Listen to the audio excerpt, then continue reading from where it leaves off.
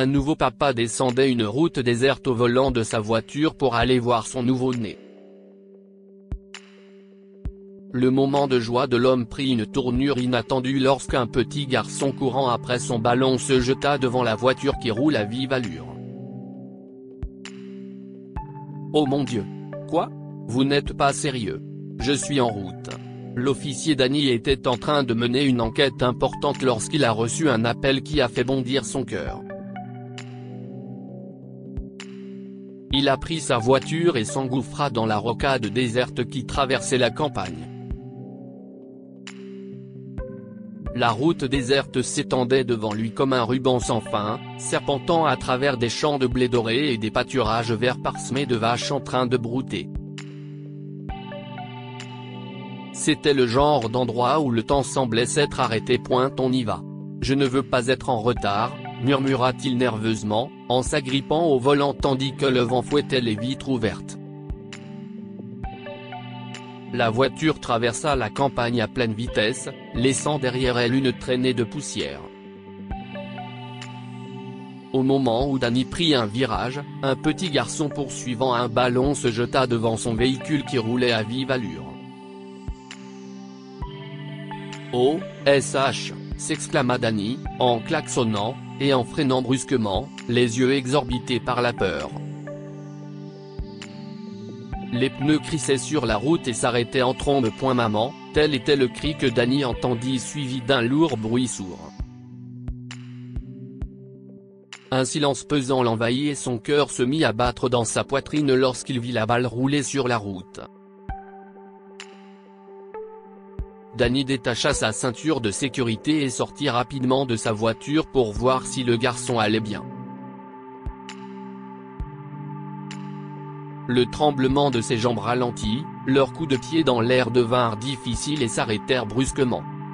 « Oh mon Dieu! Qu'est-ce ce que j'ai fait? Jésus-Christ, dit-il en mettant ses mains sur sa bouche. La panique s'empara de Danny alors qu'il tremblait devant le corps immobile du petit garçon. Il n'arrivait pas à cligner des yeux. La sueur coulait le long de sa colonne vertébrale lorsqu'il s'agenouilla à côté du petit inconscient. Oh non, non, ne fais pas. Lève-toi. Allez, petit. Lève-toi. Mon Dieu. S'il te plaît, tiens bon. Lève-toi. Danny tapota plusieurs fois les joues du garçon. Mais il ne bougeait pas. Il vérifia alors son pouls. Le visage de Danny a pâli et il s'est levé, horrifié, en lâchant la main molle de l'enfant. Oh, mon Dieu. Non. Non, ce n'est pas possible, dit-il en tremblant, retirant ses jambes tremblantes du garçon mort. Danny donna un grand coup de pied dans le pneu de la voiture et tourna en rond en se tenant la tête. J'aurais dû ralentir. Si est à cause de moi, marmonna-t-il, ne sachant que faire, et il sortit son téléphone portable de sa poche. Je vais appeler les secours et les flics. Les mains de Danny tremblaient lorsqu'il composait le 911. Non. Je ne veux pas. Je ne veux pas faire ça. Il est mort, murmura Danny. Ils ne croiront jamais que c'était un accident. Danny coupa l'appel avant qu'il ne soit transmis et regarda autour de lui, glissant le téléphone dans la poche de son pantalon. Oh mon Dieu, qu'est-ce ce que je vais faire maintenant? Ma carrière est terminée. Tout est fini. Pourquoi ai-je pris cette voie? Mon Dieu, s'il vous plaît, aidez-moi. Danny regardait partout, à la recherche de caméras de surveillance ou de témoins oculaires. Mais la voie était libre. Dieu merci, personne n'a été témoin de ce qui s'est passé. Je dois faire quelque chose avant que quelqu'un ne l'apprenne, marmonna-t-il sous sa respiration, incapable de réfléchir rapidement. Danny savait qu'il ne pouvait pas laisser le corps du garçon sur place. Je vais devoir le déplacer immédiatement. Il s'approcha du garçon. Dans un endroit où personne ne le trouvera jamais. Le cœur de Danny s'emballa lorsqu'il apprit le garçon mort dans ses bras. Je suis vraiment désolé. S'il te plaît, pardonne-moi. Je suis désolé, chuchota-t-il en portant le garçon vers sa voiture. Il jeta un coup d'œil nerveux autour de lui, s'assurant que personne ne le regardait, et ouvrit le coffre de la voiture. Au moment où Danny déposa délicatement le corps du garçon à l'intérieur, ses muscles se tendirent et il se figea sur place. Dans un bruit sourd, il referma le coffre et se retourna lentement, les mains tremblantes face à la mère du garçon qu'il avait percuté avec sa voiture. « Vous avez tué mon fils ?» dit la femme en trébuchant. Les mains tachées de cramoisi de Danny faisaient battre son cœur. « Charlie. Oh mon Dieu. Mon bébé. Charlie. » murmura-t-elle, les mots à peine audibles à travers ses sanglots. « À l'aide. Quelqu'un, s'il vous plaît, à l'aide. » Ses cris résonnaient à travers les grands épicéas tandis qu'elle courait frénétiquement, appelant à l'aide tout en tripotant son téléphone pour appeler la police. Des gouttes de sueur coulèrent sur le front de Danny lorsque la situation échappa à tout contrôle. Il fouilla dans sa voiture, à la recherche de quelque chose, n'importe quoi, qui pourrait l'aider à faire taire la femme. Sans réfléchir, Danny s'en saisit, ses doigts tremblants se refermant sur le métal froid tandis qu'il se glissait derrière la femme. Dans un mouvement rapide et soudain, Danny leva la main et frappa la dame à la tête. Soudain, tout est devenu noir. Elle s'est effondrée avec un bruit sourd. « Bon sang, qu'est-ce ce que je fais ? Je suis désolé. Je suis tellement désolé, murmura-t-il. Il faut que je les cache quelque part et nettoyer cet endroit avant que quelqu'un ne me voie. » Danny traîna la femme inconsciente jusqu'à sa voiture et la souleva sur la banquette arrière. Il referma la portière, les yeux tournés vers l'extérieur pour s'assurer que personne n'avait vu ce qu'il venait de faire. Il sauta sur le siège du chauffeur, et en tournant la clé de contact, Danny s'effondra en voyant les taches rouges sécher sur ses mains. « Non. Je ne veux pas aller en prison. Je ne veux pas laisser quelqu'un les trouver, » murmura-t-il en appuyant sur l'accélérateur aussi vite qu'il le pouvait. L'esprit de Danny s'agita à chaque seconde qui passe. Il errait dans les bois dans sa voiture, trempé de sueur, cherchant anxieusement un endroit isolé pour enterrer son sombre secret, loin des regards indiscrets du public et de la loi. Le temps passa et la peur envahit l'esprit de Danny. La sonnerie de son téléphone le dérangeait constamment, mais il était trop occupé pour y répondre. Danny savait qu'il devait régler cette affaire avant que quelqu'un ne découvre ce qu'il avait fait. « Voilà. Je sais où les cacher », s'écria-il. Danny prit une diversion et se rendit à toute vitesse à son ancienne ferme, une cabane abandonnée dans une région éloignée, cachée dans la tranquillité d'arbres denses et d'une ferme familiale stérile que personne n'avait visitée depuis des années. Après une heure qui lui parut une éternité, la femme ouvrit lentement les yeux et cligna des paupières, se tenant la tête douloureuse, essayant tant bien que mal de se souvenir de tout.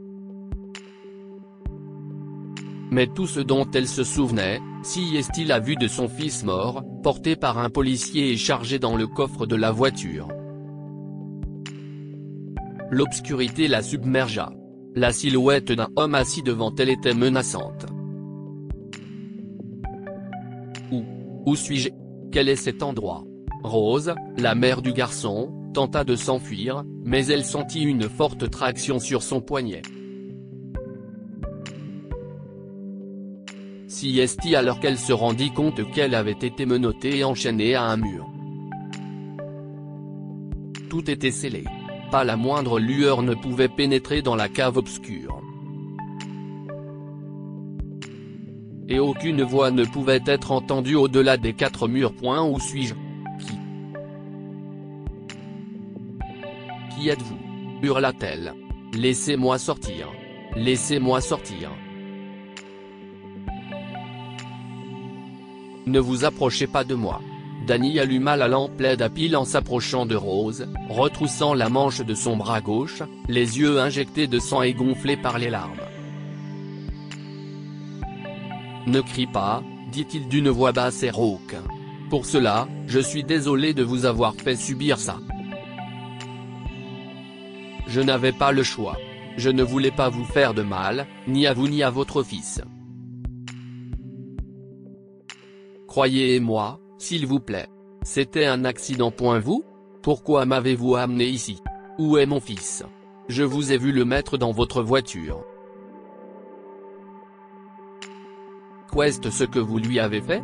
Ça ne sert à rien de crier. Il n'y a personne dans les environs. Personne ne peut vous entendre. Je ne peux pas risquer que vous vous enfuyiez et que vous informiez les flics. Écoutez-moi. Ne criez pas. Chut. Qu'est ce que vous voulez? Laissez-moi partir. Laissez-moi sortir d'ici. La peur se lit dans les yeux de la femme lorsque la voix sinistre de Danny résonnait, vous ne partirez pas d'ici. Mon deuxième enfant est né aujourd'hui. J'étais pressé de voir ma femme et mon nouveau-né, a-t-il ajouté d'une voix suppliante. Écoutez, ce n'était pas de ma faute. Votre fils est sorti de nulle part et est tombé devant ma voiture. Quoi? Vous auriez pu appeler l'ambulance et lui sauver la vie. Mais vous l'avez tué dans la précipitation pour voir votre bébé.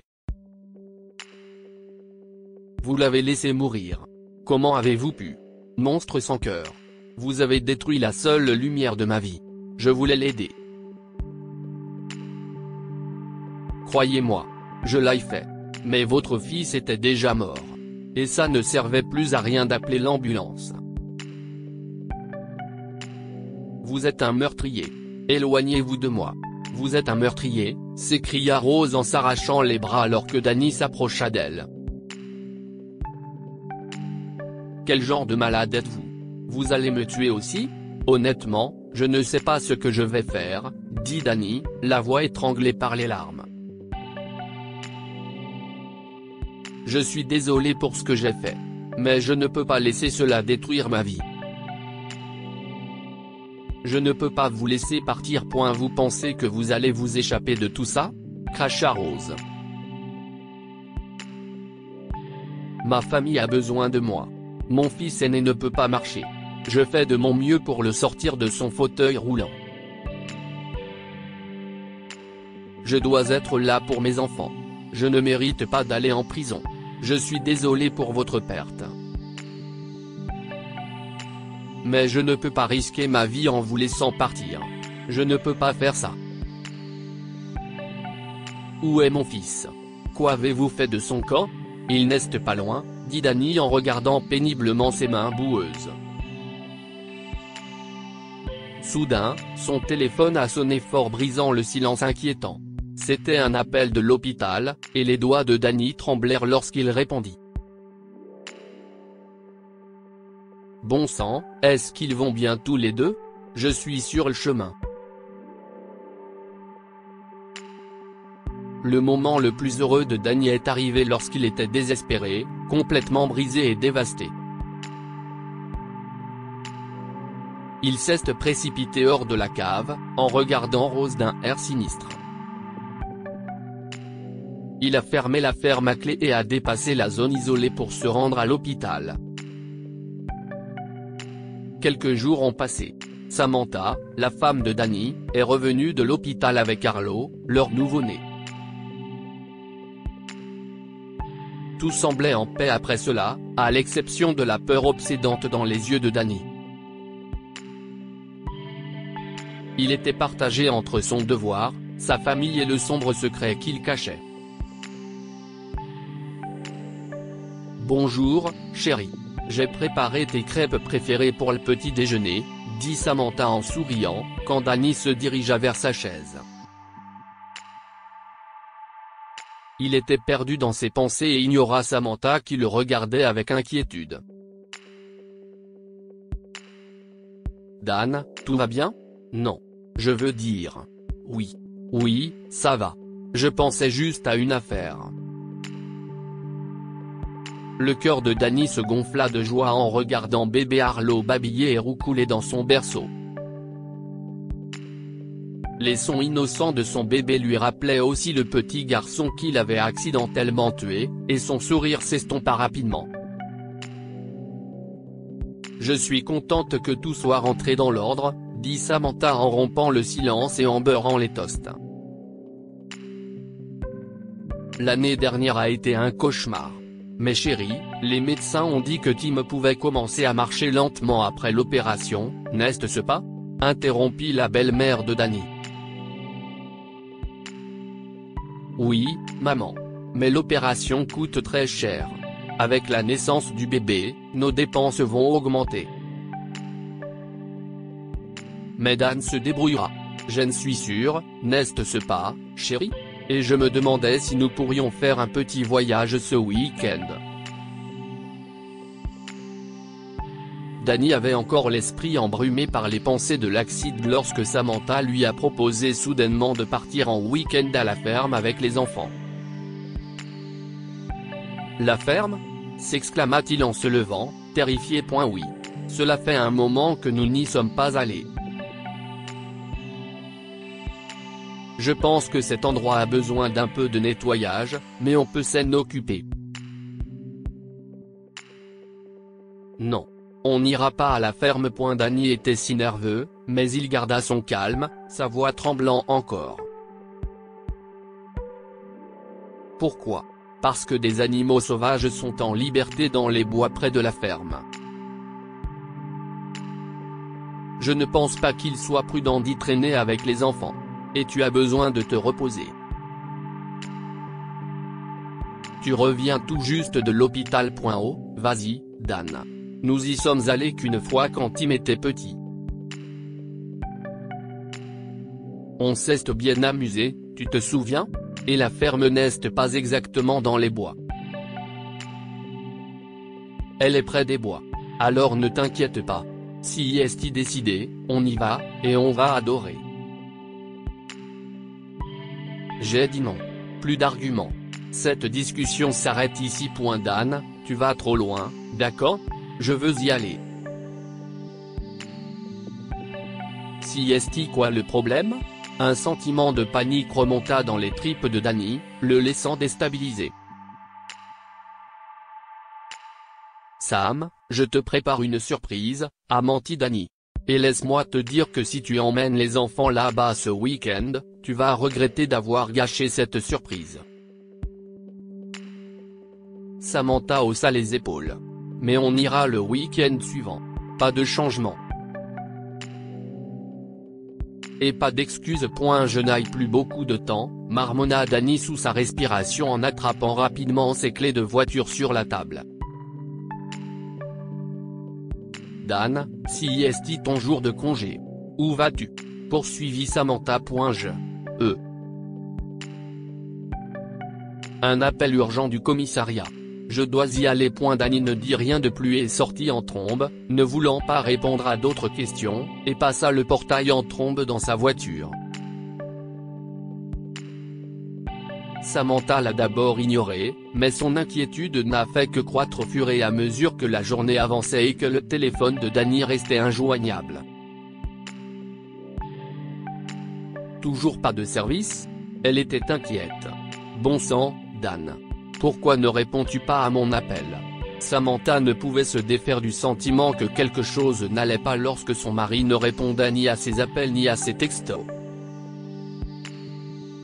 À mesure que la nuit avançait, un sentiment de malaise s'est installé au creux de l'estomac de Samantha. Elle a appelé l'un des amis de Dany dans le service et appris qu'il ne s'est pas présenté au poste ce jour-là. Maman, il faut que j'aille à la ferme, dit-elle à sa mère. Dan ne répond pas à mes appels. Il n'est pas au poste. Je suis vraiment inquiète. À la ferme? Mais pourquoi, ma chère? Dany a dit qu'il te préparait une surprise. Peut-être que quelque chose l'a occupé. Ton mari est policier. Tu ne devrais pas t'inquiéter, dit Doris, la mère de Samantha. Je ne sais pas, maman. Mais il y a quelque chose qui cloche. Je ne peux pas rester là à attendre. Il n'a pas rappelé. Et il se fait tard, dit Samantha en prenant ses clés de voiture. D'accord, acquiesça Doris. Je vais rester ici avec les enfants. Mais fais attention, ma chérie. Et ne roule pas vite. Samantha a serré sa mère dans ses bras et a embrassé le petit Arlo avant de monter dans sa vieille Mustang. Le trajet jusqu'à la ferme était grave et inquiétant. L'inquiétude de Samantha grandit à chaque kilomètre parcouru sur la route déserte, entourée de bois denses de part et d'autre. Elle murmura: j'y suis presque en approchant de la ferme isolée. Samantha ne voyait rien d'extraordinaire, à l'exception d'une faible lumière qui s'infiltrait par la fente des portes en bois. Je savais qu'il était ici, s'exclama-t-elle, ses yeux balayant la zone avec excitation lorsqu'elle s'arrêtait près de la ferme. Le bruit du moteur brisa le silence de la nuit et le cœur de Dany s'emballa. Cela faisait des heures qu'il creusait une grande tombe, les mains couvertes de terre et de sueur. Une voiture? S'inquiéta-t-il en jetant un coup d'œil à travers les forêts. Les yeux de Dany s'écarquillèrent d'effroi à la vue de la Mustang de Samantha garée devant la ferme. Les poils de sa nuque se hérissèrent lorsqu'il vit la porte en bois de la ferme entr'ouverte. La peur s'empara de Dany. Ses mains tremblaient lorsqu'il jeta la pelle et se précipita vers le ranch aussi vite que ses jambes pouvaient le porter. Oh mon Dieu, que fait Sam ici? J'espère qu'elle ne la trouvera pas. Le cœur de Dany battait de plus en plus vite à chaque pas qu'il faisait. Lorsque Samantha pénétra dans la ferme silencieuse et mal éclairée, ses yeux scrutèrent les ombres à la recherche d'un quelconque signe de mouvement indiquant la présence de Dany. L'air était chargé d'une odeur de vieux bois pourri, et le seul bruit était le craquement des lattes du plancher. Dan, chérie? Tu es là? Appela-t-elle, sa voix rebondissant sur les murs en bois. Dan. Sors maintenant. Je sais que tu es là. Aidez-moi. À l'aide. Je suis là. Aidez-moi. Le cœur de Samantha se serra lorsqu'elle entendit les appels à l'aide d'une femme sous ses pieds. Elle s'agenouilla et mit ses oreilles contre le plancher, essayant de localiser la source des cris de détresse. Aidez-moi. S'il vous plaît. Je suis à l'intérieur, dit Samantha en entendant à nouveau la voix. Oh, mon Dieu, ses yeux s'écarquillèrent. Elle n'arrivait pas à croire ce qu'elle entendait. Quelqu'un est coincé là-dessous? S'exclama-t-elle en cherchant autour d'elle de quoi briser la serrure de la porte de la cave. Samantha saisit une hache sur la table voisine. De toutes ses forces, elle brisa la serrure rouillée et dévala les escaliers grinçants de la cave. Le cliquetis des chaînes remplit le silence du sous-sol lorsque Samantha descendit. La puanteur de l'eau stagnante et des rats morts qui s'échappaient de la pièce sombre assaillit ses sens. Il y a quelqu'un? Allô? Elle sortit son téléphone et alluma la lampe de poche. Par ici. S'il vous plaît, aidez-moi, cria Rose dans le coin.